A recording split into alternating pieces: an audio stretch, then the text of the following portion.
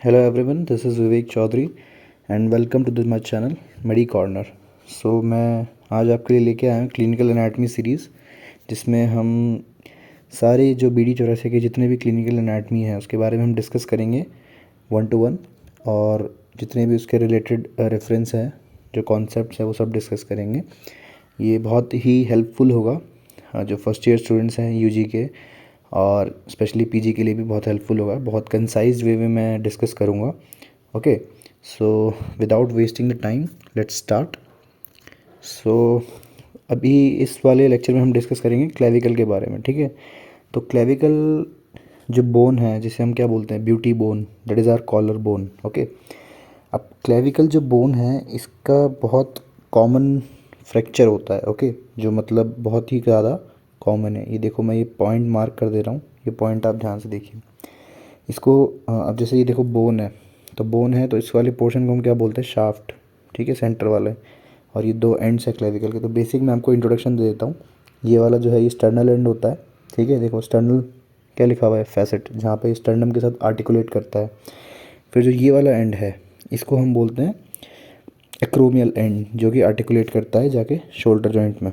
Okay, तो ये तो हो गया क्लेविकल का इंट्रोडक्शन। अब इसमें दो कर्वेचर्स होते हैं। ठीक है, एक ये वाला कर्वेचर है, ठीक है, एक ये वाला कर्वेचर है। ध्यान से देखिए, तो जो लेटरल एंड पे जो होता है ये कॉनकेव होता है। ओके, और जो मीडियल एंड है इसको हम बोलेंगे मीडियल एंड।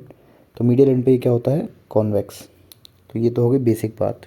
ठीक है, उसके बाद ये कुछ कुछ जैसे डेल्टॉइड ट्यूबरकल हो गया, एक स्ट्रक्चर होता है। ओके, कोनोइड ट्यूबरकल हो गया, ट्रेपेजियस लाइन, ये सब आप एनाटॉमी में पढ़ते हैं। मैं डायरेक्टली क्लिनिकल एनाटॉमी की बात करूँगा। तो क्लेविकल आप जैसे कि लिखा हुआ है कि कॉमनली फ्रैक्चर्ड, ठीक है, मोस्ट कॉमन फ्रैक्चर होता है यहाँ पे by falling out with an outstretched hand. ठीक है, अब इस लाइन का क्या मतलब है, हम फोकस करेंगे आउटस्ट्रेच्ड हैंड पे। तो मैं आपको बताता हूँ कैसे इसका फ्रैक्चर होता है। तो ध्यान से देखिए इस डायग्राम में, जो ये वाला डायग्राम है। ओके, इस वाले डायग्राम में देखिए, ये बंदा यहाँ पे देखो गिरा है, तो इसका जो हाथ है आप ध्यान से देखिए इसको।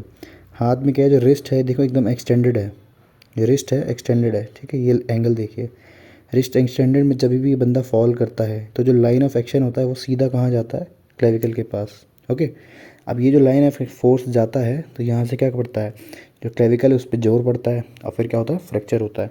अब ये देखो ध्यान से, फ्रैक्चर कैसा होता है, बिल्कुल सेंटर ऑफ द शाफ्ट में होता है। ये देखो ध्यान से, सेंटर ऑफ द शाफ्ट में होता है, और यहाँ से ये टूट जाता है। अब होता क्या है, टूटने के बाद ये जो इस तरफ है इसको हम बोलते हैं trapezius muscle. Okay, this muscle, this is trapezius. अब ये क्या, ये होल्ड नहीं कर पाती क्लेविकल को, क्यों, क्योंकि लिम्ब के वेट की वजह से। तो ये नीचे की तरफ शोल्डर इसमें क्या हो जाता है, स्टूप हो जाता है, stoop shoulder due to the fracture of clavicle. बहुत वीक बोन होती है, ठीक है, इसलिए जल्दी टूट जाती है। और हाँ, फ्रैक्चर कहाँ पे हो रहा है, जहाँ पे दो कर्वेचर ज्वाइन करते हैं ना, देखो ये कॉनकेव है, ये कॉन्वेक्स है। अब यहाँ पे क्या है, दो कर्वेचर ज्वाइन कर रहे हैं, इसको हम क्या बोलते हैं, junction of the curvature in the clavicle. यहाँ पे मोस्ट कॉमनली क्या होती है, फ्रैक्चर होती है। पोजीशन समझ में आ गया आपको, आउटस्ट्रेच हैंड कैसा होता है, रिस्ट एक्सटेंडेड होता है, ठीक है, और डायरेक्टली फॉल करता है थ्रू द पाम। तो ये हो गया हमारा। इसके बाद हम इसका जो नेक्स्ट है क्लिनिकल एनाटमी वो है, ये तो हो गया फ्रैक्चर की बात हो गई। ठीक है, कि टू कर्वेचर होता है, वीकेस्ट पॉइंट होता है। ठीक है, वेट ऑफ द लिम्ब की वजह से ट्रेपेजियस मसल उसको संभाल नहीं पाती, तो वो नीचे डिसेंड कर जाता है। उसके बाद एक कंडीशन होती है, उसको हम बोलते हैं क्लीडोक्रेनियल डिसोस्टोसिस। इसमें क्या होता है कि कंजेनाइटल प्रॉब्लम है फर्स्ट पार्ट। तो कंजेनाइटल प्रॉब्लम में क्या है कि जो क्लेविकल बोन है वो प्रेजेंट ही नहीं होती, या फिर बहुत पार्शियली प्रेजेंट होती है। ठीक है, इसका मैं एग्जांपल आपको दिखा देता हूँ। ये देखिए, आप इस बंदे को देखिए ध्यान से, इसके आप शोल्डर देखिए।